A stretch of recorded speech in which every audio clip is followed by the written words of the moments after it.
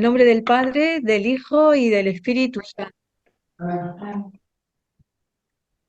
Santa María de Ferreira, ayuda nuestra fe. Abre nuestro oído a la palabra para que reconozcamos la voz de Dios y su llamada. Aviva en nosotros el deseo de seguir sus pasos, saliendo de nuestra tierra y confiando en su promesa. Ayúdanos a dejarnos tocar por su amor para que podamos tocarlo en la fe. Ayúdanos a fiarnos plenamente de Él, a creer en su amor, sobre todo en los momentos de tribulación y de cruz, cuando nuestra fe es llamada a crecer y a madurar. Siembra en nuestra fe la alegría del resucitado. Recuérdanos que quien cree no está nunca solo. Enséñanos a mirar con los ojos de Jesús para que Él sea luz en nuestro camino y que esta luz de la fe crezca continuamente en nosotros hasta que llegue el día siguiente, que es el mismo Cristo, tu Hijo, nuestro Señor. Bueno, pues vamos a retomar el cuadernillo quinto que estábamos viendo. Se titula Los lugares de la lección divina. Es decir, los lugares en los que podemos orar con la Biblia. Cuando decimos lugares nos queremos referir a los contextos, ¿os acordáis, no? Y entonces veíamos que hay tres contextos importantes.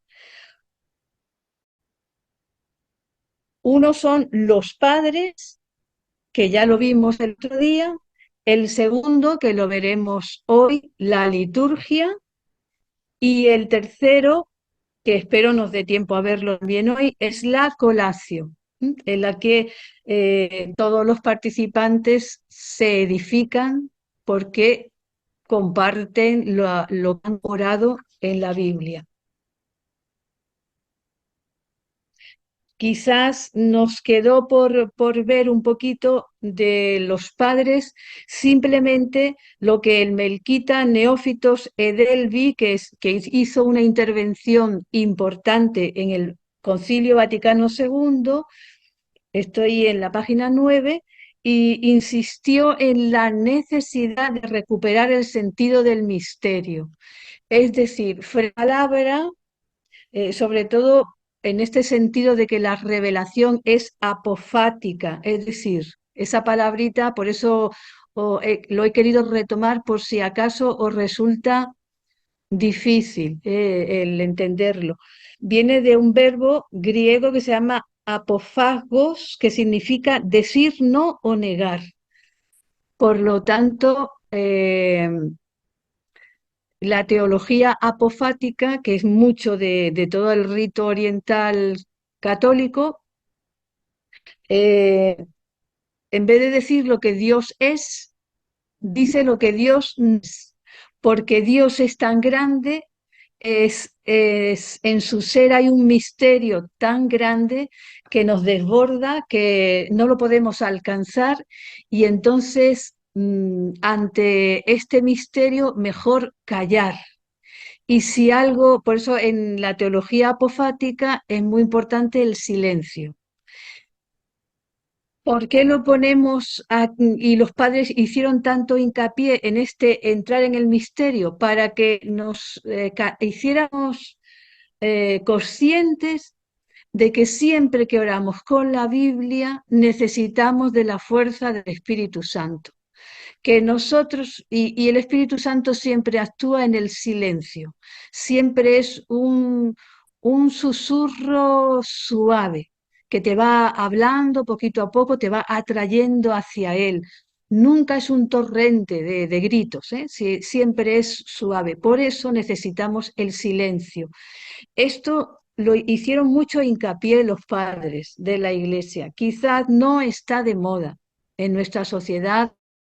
ah, Está más de moda el ruido, ¿eh? El vivir permanentemente enganchado a una red, a la que sea, y no entrar nunca en el silencio. Sin embargo, lo necesitamos para la lección divina. Los padres de la Iglesia necesitaron este silencio, este decir yo ante esta palabra me callo porque es un misterio grande que Dios me esté hablando aquí a través de estas hojas, ¿no? Entonces yo me callo para escucharle. Bien, y ya pues explicada esa palabra que os podía resultar un poco difícil, vamos a dar un paso más y vamos a ver el segundo lugar de la lección divina, que es la liturgia. Es, esta parte es bellísima, no tiene ningún desperdicio la explicación que se da en el cuadernillo. Dice que la liturgia transforma la comunidad convocada en comunidad de escucha. Y además es que necesitamos esa transformación. No solamente sirve el que vayamos todos a misa porque hemos sido convocados el domingo. Se necesita que haya una transformación y que todos los que hemos sido convocados entremos en una escucha de la palabra como comunidad, ya no individualmente. Y la liturgia celebra así la palabra en sentido pleno, en cuanto que es proclamada, escuchada e interpretada. Es decir, va a entrar por todos los sentidos. Me va a entrar por los oídos porque lo van a proclamar, me va a entrar por el corazón porque voy a guardarlo escuchándolo en mi interior, pero es que además me va a entrar también la palabra por la cabeza porque me la van a explicar. Y es que la mente necesita también de la palabra de Dios y de la luz de la palabra de Dios, ¿eh? La mente por sí sola es ciega, necesita una luz. Es muy limitada, nuestra mente puede llegar a algo, aunque nosotros nos creamos que estamos en la era tecnológica y que todo lo podemos controlar, no podemos controlar ni nada, ni un virus que nos paraliza. Somos muy pequeños. Nuestra mente necesita que nos interpreten la escritura para recibir la luz. En la liturgia, por tanto, la palabra penetra sonoramente el oído del creyente convocado, buscando insistentemente al que habla.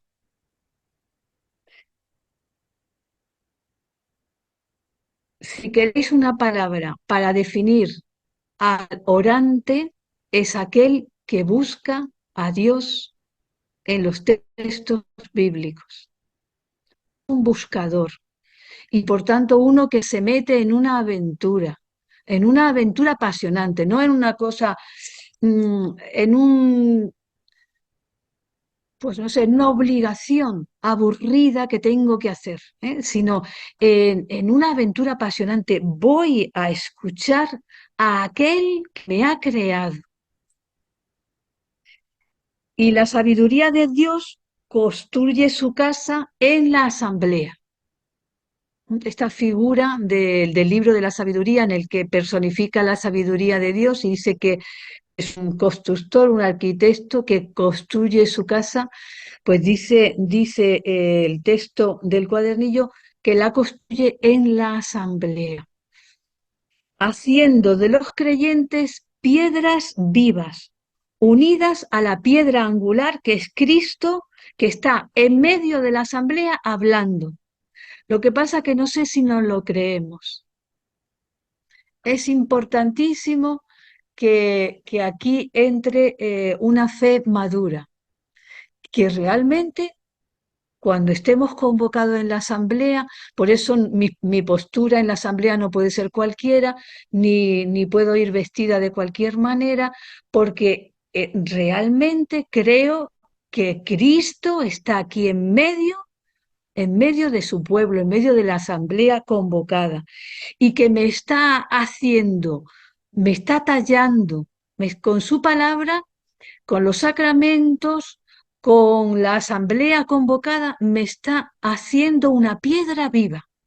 De manera que yo no viva rutinariamente un día tras otro, a veces esperando con los brazos cruzados a que llegue el último día, para morir, sino que yo estoy deseando que llegue un día nuevo para que Cristo continúe tallando mi piedra viva que es mi persona. Y lo voy comprobando cada día y lo medito y lo hago consciente, porque todo esto me hace ser de verdad iglesia. Luego ya iremos viendo lo que significa ser iglesia, ¿eh? Pero es importantísimo. Aquí yo hago una parada para deciros que es conveniente, en torno a la liturgia, que leáis la carta apostólica del Papa Francisco, Desiderio Desideravi. También la hay en PDF, es muy cortita, son 22 páginas, pero es que es la carta apostólica al pueblo de Dios con un solo tema: la formación en la liturgia del pueblo de Dios. Entonces, todo lo que la espiritualidad que debe movernos en la liturgia está reflejada en este documento. Yo simplemente os voy a decir dos frases que para mí han sido muy importantes y que las suelo usar en todas las clases que hablo sobre la liturgia y la palabra. La primera es que el Papa dice que la liturgia es el hoy de la historia de la salvación. Fijaos, cada Eucaristía que celebramos, cada celebración de la palabra, cada liturgia en la que somos convocados, es un eslabón más de una cadena enorme que comenzó el día de la creación, porque la historia de la salvación es la historia de la voz de Dios, que comienza a hablar en la creación y que después siguió hablando, en Abraham, en los patriarcas, en los jueces, en los profetas, y hasta el día de hoy no ha dejado de hablar. Es impresionante la condescendencia de Dios, la paciencia que tiene. No ha dejado de hablar para que podamos experimentar el hoy de la salvación en lo que yo estoy viviendo, la fuerza de la salvación en mi realidad concreta. Eso, en la liturgia unas veces nos van a proclamar a los profetas, otras veces algún libro del Antiguo Testamento, un salmo en el que vamos a responder. Somos seres responsoriales, es decir, que dan respuesta a la palabra que escuchan. Por eso cantamos el salmo responsorial. El salmo responsorial no lo cantamos para que esté más bonita la celebración, que ciertamente la embellece. El salmo responsorial lo cantamos porque somos seres responsoriales, es decir, que están creados para dar una respuesta a la palabra que recibimos, ¿eh? Y además el Papa dice que la liturgia es el lugar del encuentro con Cristo. Aquí está toda, dice el Papa, toda la poderosa belleza de la liturgia. No está en las flores, que estén muy bonitas puestas, y si están bien puestas, pues genial. Pero la poderosa belleza de la liturgia está en que me encuentro con Cristo. Y aquí es donde tenemos que poner toda la fuerza, quitar todos los estorbos que yo pueda vislumbrar que me estorban para encontrarme con Cristo. Lo que los monjes decían, los nudos de iniquidad.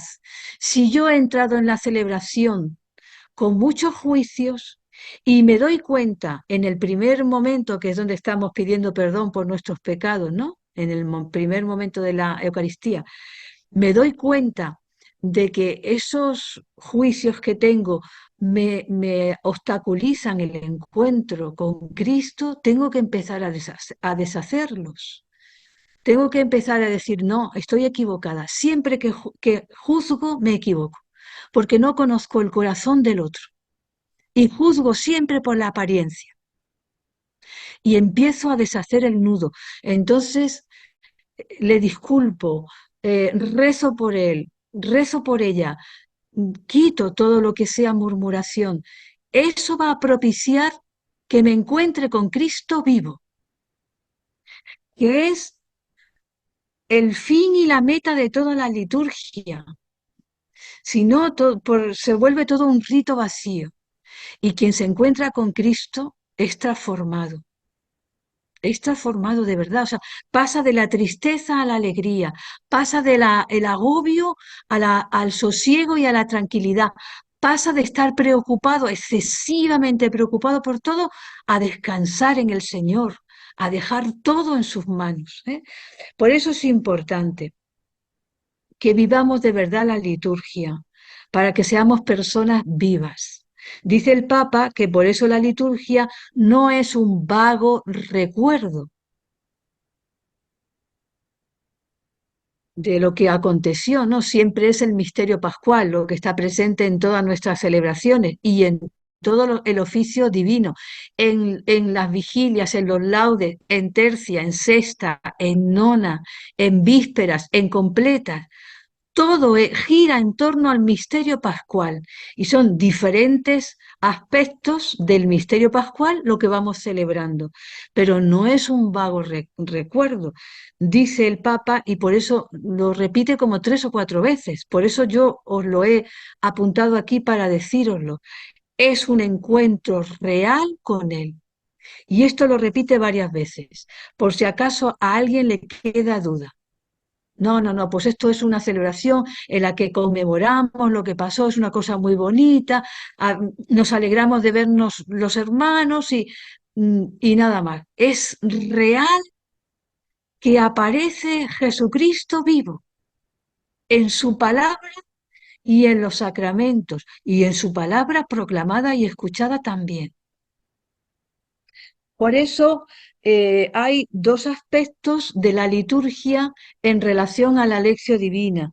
Una es la liturgia interpreta las escrituras, por lo tanto nos ayuda a la lección divina. Y la segunda, la liturgia actualiza las escrituras. Por lo tanto, me enseña a que en la lección divina yo la palabra la tengo que aplicar a mi vida y no tirársela al de enfrente y decir esta palabra le viene genial al cura, le viene estupendo a mi vecina tal que es que siempre mete la pata. Y deberían leerle esta parábola a ella, porque le viene cuadrada. Eso es un nudo de iniquidad. Eso pone, no deja que en la liturgia la palabra se actualice. Por eso es importante, no es una tontería, es importante que de verdad nosotros vayamos quitando los nudos de iniquidad y la palabra me la aplique a mí. Esta para mi vecina, esta para mi marido, esta para mi mujer. Pues no, esta es para ti porque es a ti personalmente a la que Dios o a quien Dios quiere hablar. Y si Dios quiere hablarte, es que eres valiosa, es que eres un tesoro para Él. Lo que lo hemos dicho en otras muchas clases es en la fórmula de alianza, en el Antiguo Testamento, este será mi pueblo y yo seré su Dios, y ellos serán mi propiedad personal. Esta fórmula de alianza de Dios con su pueblo, más que propiedad en cuanto a posesión, es segular, es mi tesoro. Yo seré su Dios, ellos serán mi pueblo, mi tesoro. Así que tú eres un tesoro para Dios.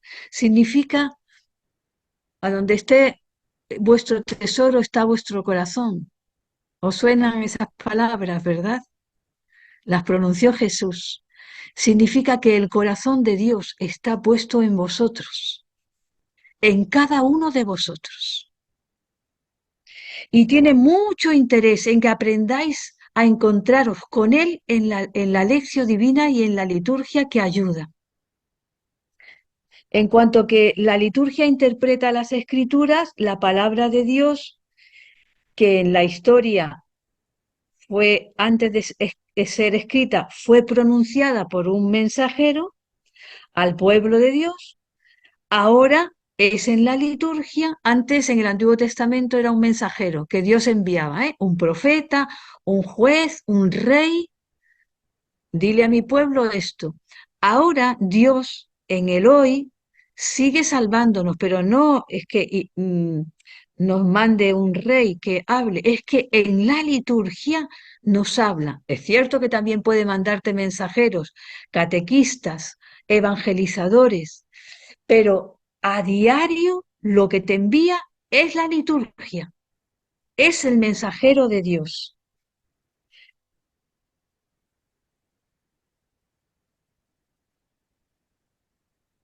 ¿Por qué dice el cuadernillo que en la génesis de la palabra de Dios está el ser pronunciada para instalarse en un pueblo antes de ser escrita? Y de hecho la tradición primero, tanto del Antiguo Testamento como de los Evangelios y del Nuevo Testamento, primero eran enseñanzas que se iban pasando de maestros a discípulos y era oral.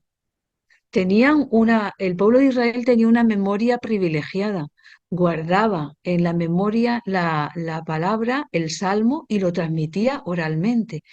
Y después de varios siglos se pusieron por escrito, ¿eh? Es decir, así es como el proceso de que apareció para que apareciera la Biblia.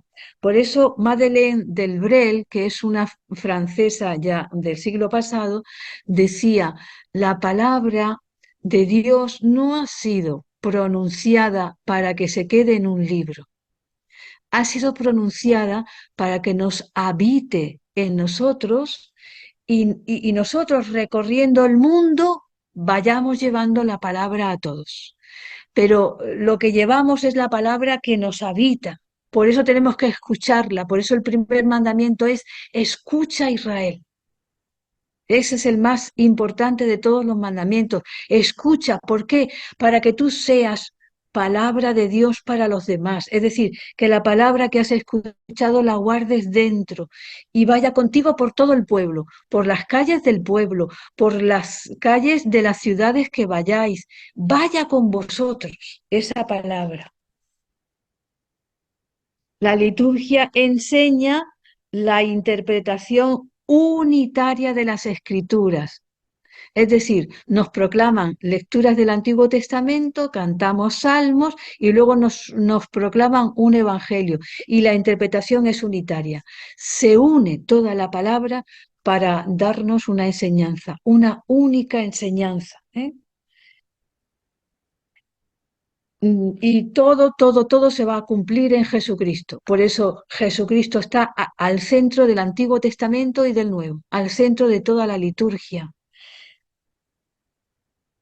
Lo único que pasa es que no lo podemos ver, pero está. Si le preguntáramos dónde está, nos diría, estoy ahí, en el silencio, estoy ahí, en la palabra proclamada, estoy ahí, en el sacerdote que está celebrando, estoy ahí en el pan y en el vino, estoy ahí en ese salmo que están cantando, estoy ahí con vosotros. Es eso lo que la liturgia quiere enseñarnos acerca de la escrutación de la palabra, que cuando escrutamos, Dios está ahí, que cuando rezamos con la palabra, Dios está con nosotros.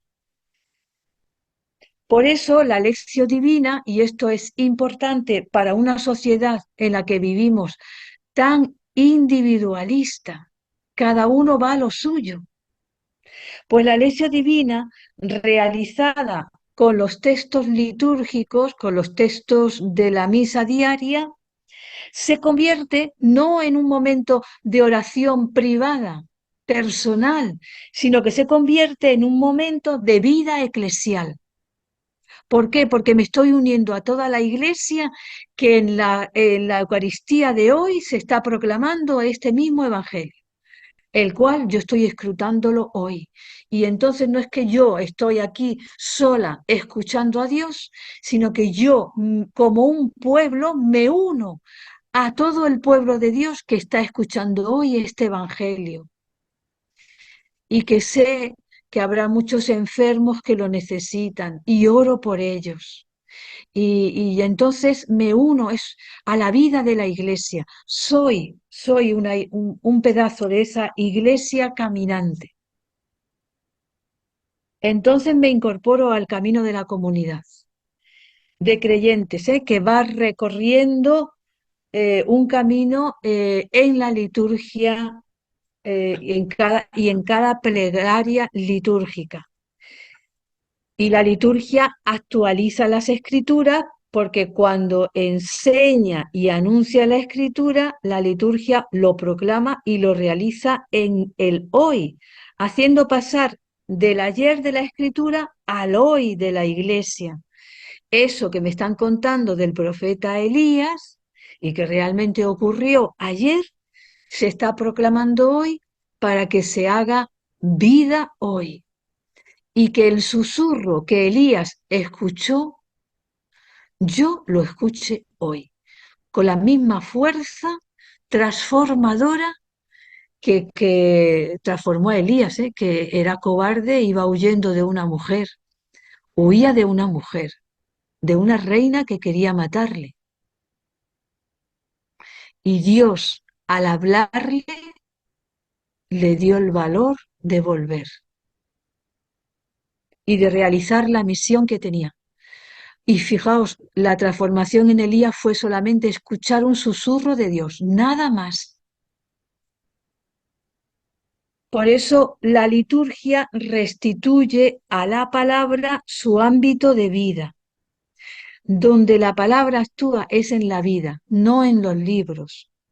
Por eso siempre digo, la Biblia no es un libro, es un arca, es un arca donde hay un tesoro que está vivo. O si a veces también a los alumnos que hacen muchos campamentos les digo, es una tienda del encuentro con Dios, donde se da algo vivo, algo que está realizándose en la vida. Por eso la liturgia enseña a la lección divina que en ambos, la liturgia y la lección, se da la gracia del Señor resucitado. Y es una gracia. El otro día me preguntaba una religiosa que, que cómo se puede hacer presente el Señor cuando se acerca a leer la Biblia. Y yo le decía, invoca al Espíritu Santo primero, porque ninguno es la palabra, la Biblia está sellada, ninguno podemos entrar, es un misterio. Se nos tiene que dar como gracia, la gracia del Señor resucitado. Pero tú prepárate al lado un cuaderno y un lápiz, que es lo que hacían los primitivos monjes, un papel y un lápiz, por, con la predisposición de que tengo la seguridad de que Dios me va a hablar. Y por eso estoy preparado, porque tengo la certeza de que Él me va a hablar. Y aquí he preparado el lápiz y el papel para cuando Él me diga yo escribir y recordar eso que me ha dicho al corazón, recordarlo a lo largo del día, lo que se llama la rumasio. Yo tenía un catedrático en la universidad que no usaba coche, iba siempre a la facultad en autobús y cuando te lo encontrabas en la parada, estaba siempre con un papelito, hasta que le preguntamos, ¿qué lees en ese papelito? Y siempre dice, es la frase, el versículo del Evangelio que estoy orando este día. Y lo llevo en el bolsillo porque lo llevo para que en cualquier sitio, en la estación de autobuses, en el médico, mientras que estoy esperando mi turno en el mercado, en donde sea, yo estoy rememorando ese evangelio, porque se me va pronto de la cabeza. Me enfrasco en las preocupaciones y necesito un recordatorio, ¿eh? Bueno, pues estas pequeñas cosas son ventanas que se abren a Dios para que la gracia del resucitado aparezca. Dice el cuadernillo, haciéndose misteriosamente presente, pero se hace presente de verdad. Y nos explica lo que se refiere a él en todas las escrituras. Hace arder nuestro corazón mientras nos habla y nos da su espíritu, por medio de ambas, ¿eh? De la liturgia y de la lección, realizando en nosotros el querer y el obrar como bien le parece. Esto recuerda un poco el episodio de Maús, ¿eh? Este arder el corazón. No sé si os acordáis cuando lo hemos visto, este verbo griego no es el arder de una fogata, ¿eh? Es el mismo verbo que se utiliza cuando se enciende una lámpara. Por lo tanto, a los discípulos de cuando dicen no ardía nuestro corazón por el camino, cuando nos explicaba las escrituras, es similar a decir hoy, no se encendía la lámpara de nuestro corazón mientras nos explicaba las escrituras por el camino. ¿Por qué? Porque no es tanto un calorcito como una luz que te hace andar. No es un sentimentalismo, el arder el corazón de los discípulos de Maús porque Jesús les iba explicando las escrituras, sino que es una lámpara que ha iluminado toda la vida, porque el corazón en la escritura es la totalidad del hombre. Es decir, el hombre entero queda iluminado. Su vida, sus pensamientos, sus sentimientos, absolutamente todo, porque Jesús nos explica las escrituras. Para eso tiene silencio. Solamente es hacer silencio, nada más. Que te calles, que por dentro te calles, que digas, no, no, hasta aquí hemos llegado, estoy quejándome porque siempre estoy muy lastimosa y siempre con el lamento me parezco a Calimero. No sé si ahora se lleva a Calimero, soy ya vieja, pero Calimero era siempre un lamento continuo, ¿eh? Siempre veía la parte negativa de la vida y había que estar animándole a Calimero. Pues es así, pero tú deja a Calimero callar. El lamento, cállalo y haz silencio por dentro. Verás cómo Jesús te habla y entonces da luz a toda tu vida.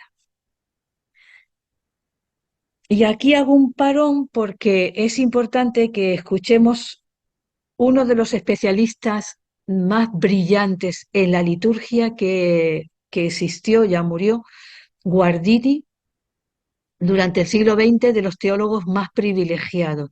Fue, creo que fue profesor de muchísimos, de Benedicto XVI, de muchísimos teólogos importantes.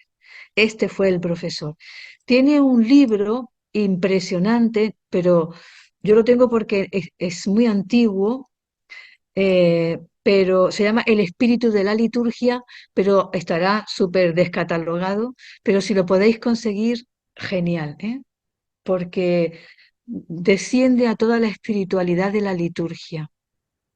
Benedicto XVI tiene, basándose en él, otro libro que también es Iniciación al espíritu de la liturgia, ¿eh? De Benedicto XVI.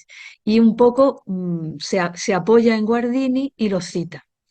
Y Guardini dice, yo descubrí el profundo valor espiritual de la liturgia y la importancia decisiva de que la Iglesia despierte en las almas. Hay una relación profunda entre vivir la liturgia y vivir la Iglesia. Dice Guardini, y vivir la Iglesia significa ir a Dios en comunidad, aunarse para alabarle en cuerpo y alma conjuntamente. Por eso, para que despierte en nosotros, en nuestras almas, este deseo de ser iglesia, de caminar sin individualismo, sin afán de superioridad, sin querer dar lesiones a nadie, sino caminar como comunidad hacia Dios, aunándose para alabarle, necesitamos la lección divina.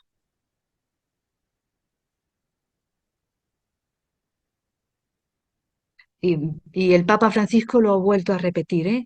En una de sus intervenciones últimas decía eso, si estáis apáticos, si no tenéis deseos de estar con el Señor, id a orar con la palabra, porque os volverá el deseo de estar con Él.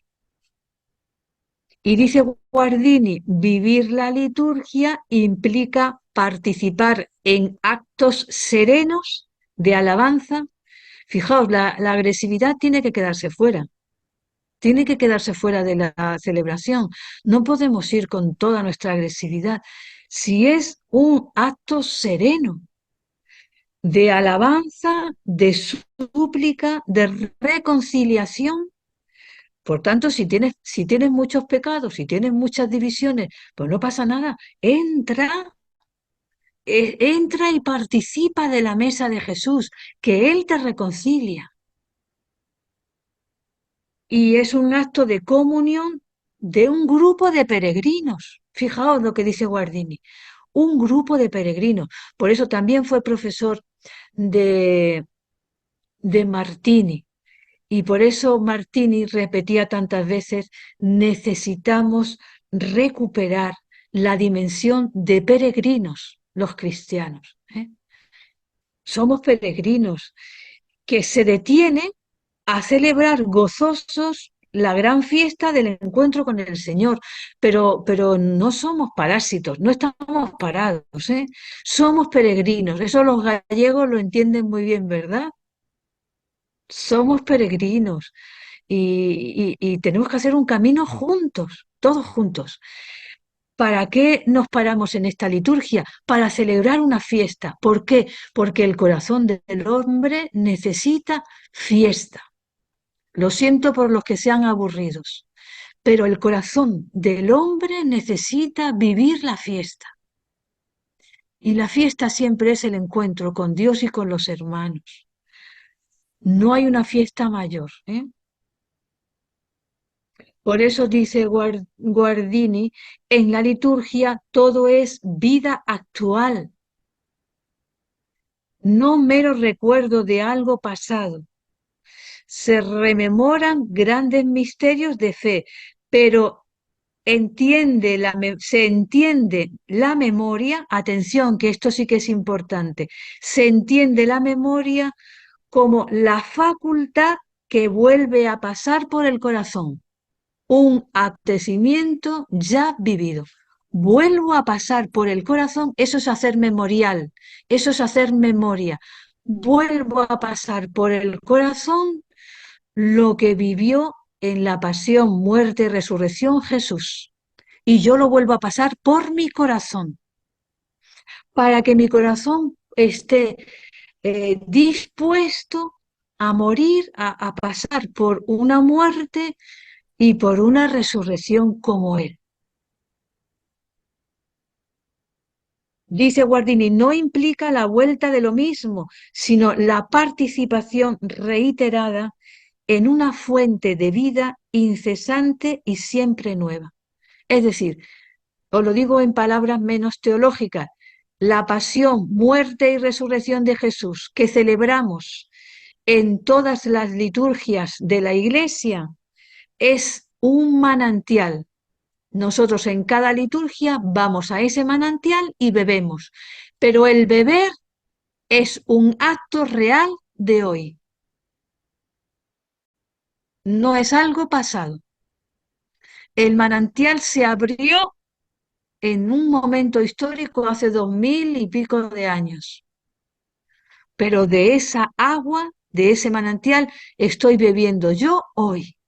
Y creo que con esta imagen nos ayuda a comprender qué es el memorial, qué es celebrar la Eucaristía.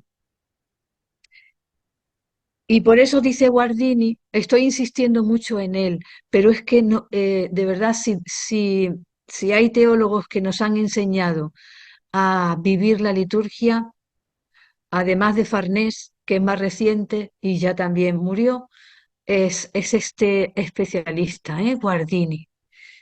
Y dice que en la liturgia también es importante el silencio, que es la capacidad de atender a cuanto se está expresando.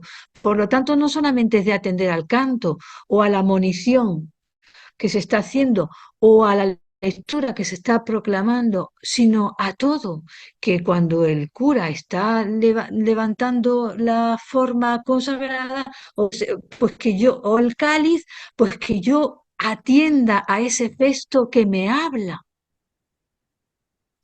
que en cada oración, no solo la colecta, sino en todas las oraciones que el sacerdote pronuncia, que yo esté atenta a ver lo que me dice en silencio, porque el silencio es fuente después para poder hablar genuinamente a todos, desde lo que Dios me ha dado.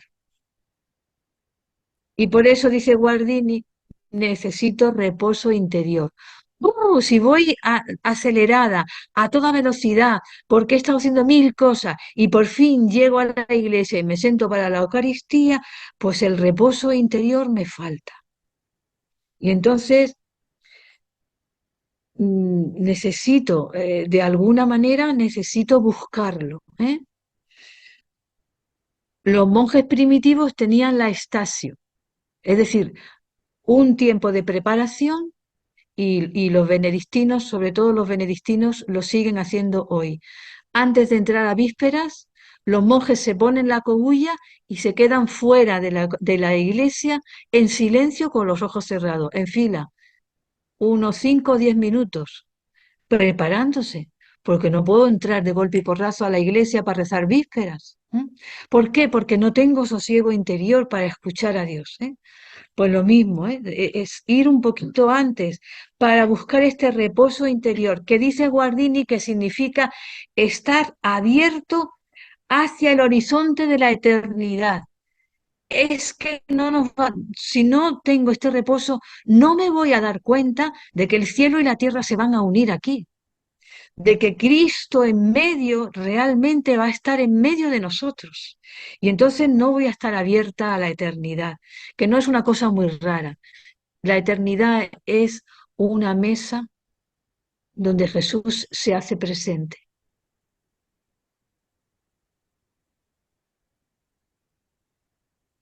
Y este reposo dice Guardini que significa haber superado el ansia y la prisa.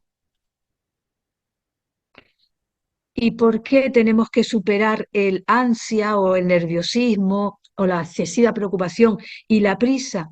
Porque entonces captaré lo esencial, me, me tendré capacidad en mi corazón para quitar las cosas que son superfluas. Si el jarrón está torcido o derecho, a mí eso me da igual, porque como voy buscando lo que Dios me quiera decir, yo me voy a parar, a fijar en lo esencial, en el mensaje que la liturgia me da.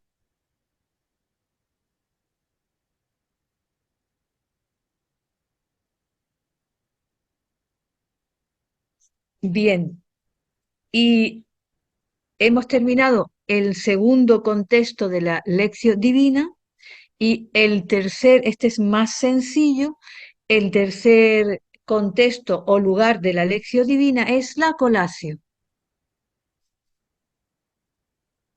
Es una palabra latina, colaciones será el plural que designa sermones espirituales e instructivos que el abad de una comunidad monástica daba a sus monjes. La colatio era cuando al final del día, después de cenar, los monjes primitivos se reunían a escuchar el sermón del abad. Era un coloquio, era un sermón, pero era un coloquio, en el sentido de que había una conversación, además de, al terminar el sermón, se podía decir algo, pues no he entendido esto, padre abad, y entonces el abad tenía la ocasión en la colación de explicarlo. ¿Eh? Las más famosas colaciones que existen son las colaciones de Casiano, que eso todos en el noviciado lo hemos leído. ¿Eh? Son muy bonitas, son sermones recogidos de diferentes padres del desierto. ¿Qué pretendían con estas colaciones? Educar en la fe, educar en la fe.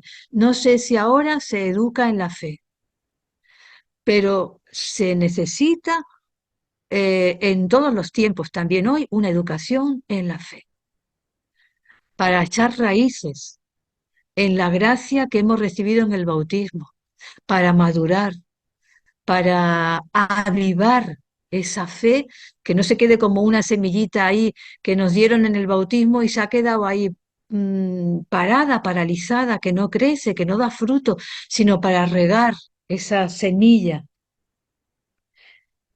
También Colacio significa participación, porque era, por eso, porque era una obra colectiva. Cada monje, una vez que el abad había terminado el sermón, cada monje podía decir lo que esa palabra le había dicho. Ningún monje podía contestar a otro en plan de discusión. ¿Eh? Pues esto que tú has dicho no me parece bien, a mí me parece que en realidad esta palabra lo que dice es esto y esto, y yo no veo que tú tengas razón. Ese tipo de aportaciones estaba prohibida en la Lectio Divina, en la Colasio. Que era el poner en común lo que en la lección divina me había dicho el Señor. Pero también no solamente era participar, sino cotejar. Esto es importante que lo cojáis y lo aprendáis porque casi todo el mundo lo olvida. No solo es decir lo que la palabra me ha dicho, sino cotejar mi vida con lo que los hermanos están diciendo. Cotejar, poner en parangón mi vida y lo que esa palabra me ha dicho con lo que los hermanos están diciendo. Porque entonces digo, ah, pues es verdad, pues yo no había caído en la cuenta que esta palabra también quiere decir esto y me viene muy bien para mi vida porque últimamente pues estoy apático, pues no tengo ganas de nada, pues es verdad. No arde mi corazón, necesito confrontar más mi vida con la palabra, etcétera. Y no se me había ocurrido a mí, pero este hermano que lo ha dicho es luz para mis pasos. ¿Eh? Esto está muy, muy presente en un libro que recoge el